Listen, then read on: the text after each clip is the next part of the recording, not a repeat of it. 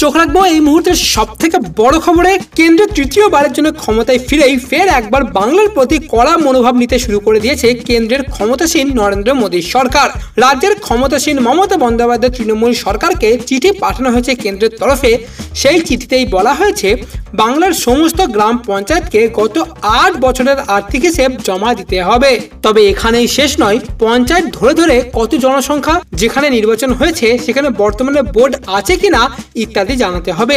কেন্দ্রের এই চিঠি পাওয়ার পরেই রাজ্যের পঞ্চায়েত দপ্তর থেকেও প্রত্যেকটি জেলাকেই যাবতীয় তথ্য জমা দিতে বলা হয়েছে।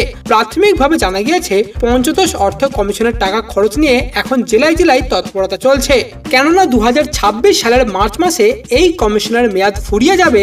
আর তার জেরে এখন থেকেই কেন্দ্র সরকার ষোড়শ অর্থ কমিশনের প্রক্রিয়া শুরু করে দিয়েছে। সেই সূত্রেই আগের টাকার হিসেব চাওয়া হয়েছে। পঞ্চদশ অর্থ কমিশনের 3000 কোটিরও বেশি টাকার অব্যবহৃত অবস্থায় পড়ে রয়েছে। এখনো পর্যন্ত খরচ হয়েছে মাত্র 700 কোটির কাছাকাছি।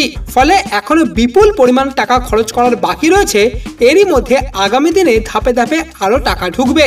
তাই প্রত্যেকটি জেলাকে গ্রাম উন্নয়নের কাজে বেশি করে টাকা খরচের নির্দেশ দিয়েছে রাজ্যের পঞ্চায়েত দফতর। রাজ্যের পঞ্চায়েত দফতরের আধিকারিকদের দাবি, পুরনো টাকার কতটা খরচ হয়েছে তার উপরে ভিত্তি করেই নতুন টাকা দেওয়া হবে। এবং সেই কারণেই ফের একবার রাজ্য সরকারের কাছে পঞ্চায়েতের কত টাকা ঠিক খরচ হয়েছে তারই হিসেব চাইল নরেন্দ্র মোদী সরকার।